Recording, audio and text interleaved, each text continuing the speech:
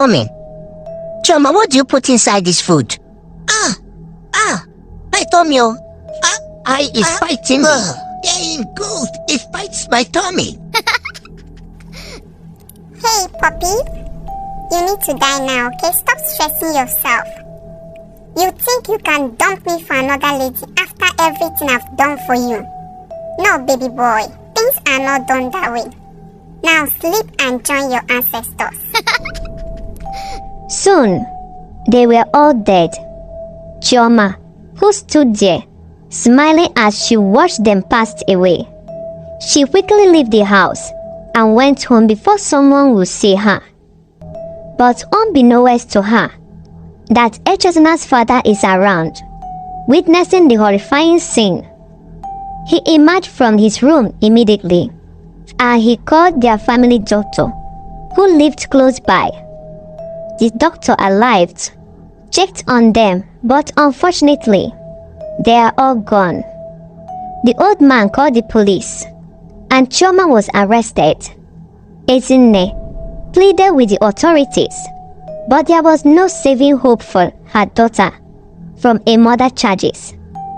As Chioma sat in the prison cell, she reflected on the choices that had led her there.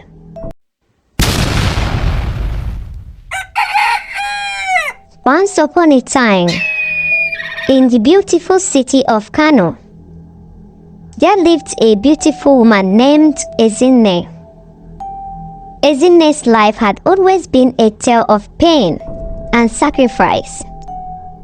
At the tender age of 19 years old, she became pregnant out of wedlock.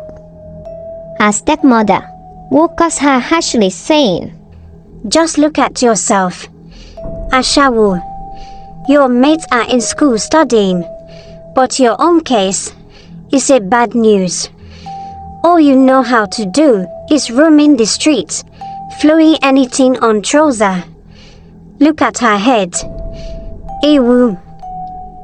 One morning, her stepmother could not withstand Ezinne's presence in the house, and she threw her out in the streets, with nothing but the clothes she wore, and the baby growing inside of her.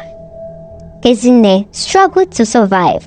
She sold sachet water under the scorching sun, hugged fruits, and roasted groundnut by the roadside.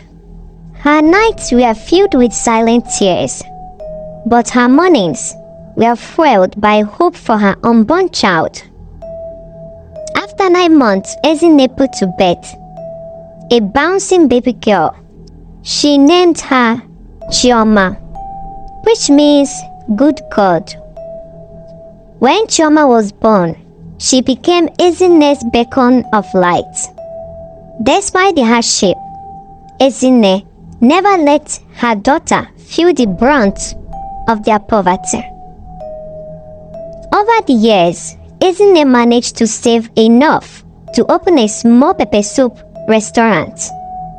Her recipe were a gift from her late mother, late Mrs. Okafor, and soon her pepper soup became the best in the city.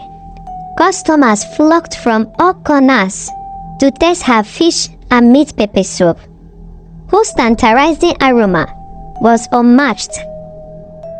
By the time Chioma turned 20, she had completed secondary school and joined her mother in running the restaurant.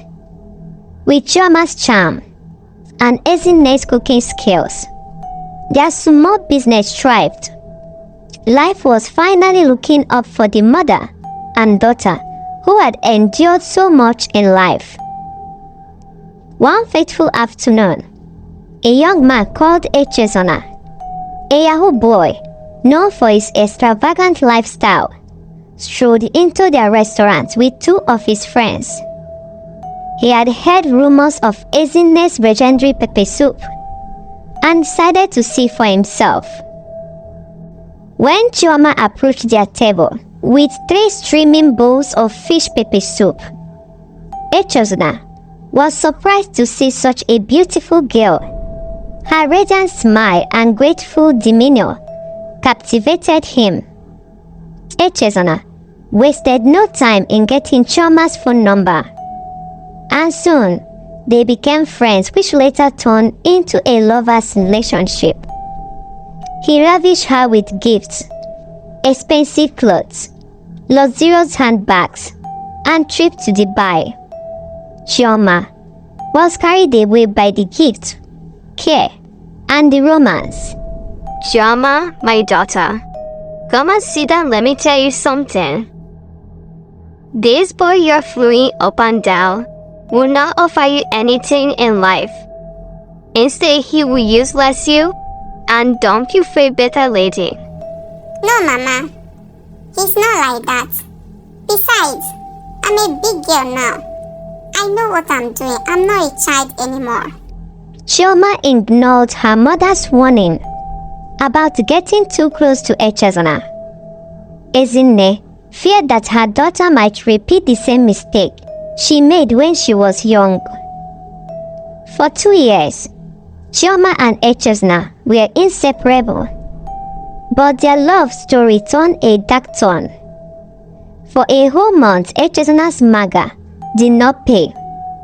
Even the little money in his account, he used it to smoke loud. Echezona became very broke. The lavish lifestyle he had once enjoyed came crashing down, and desperation took hold of him. Echezona, who knew all the native doctors in the village and in the city, started calling them one after the other, seeking for solution to his problem. And one evening, Chioma, who is in the kitchen preparing dinner, overheard Echezona speaking to one of the native doctors on the phone. The conversation sounds interesting. Chioma dropped everything she was doing in the kitchen and came closer. When Chioma questioned Echezona, he revealed to Chioma that sacrifices will be made to restore his wealth back. But it's only a woman who will be able to do it.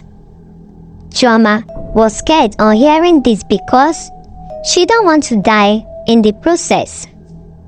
Inasmuch as she wanted to do it for her boyfriend's happiness. I hope after doing the sacrifice, I will not die. Chioma asked. No, my love, you will not die. Echezona replied. Driven by love and blinded by loyalty, Chioma volunteered without hesitation. The ritual was performed, and within days, Echezona's wealth returned in abundance. He showered Chioma with gifts once again, but their relationship began to crumble. Echezona's newfound wealth brought a parade of other women into his life.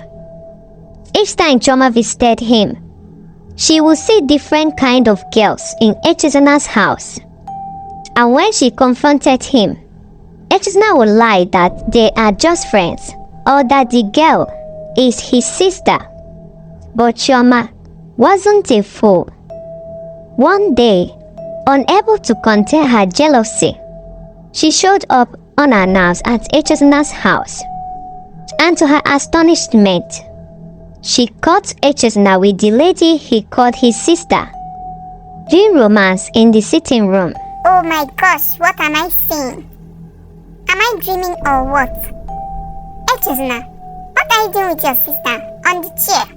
Chioma, what are you doing here? You should have called me on the phone before coming.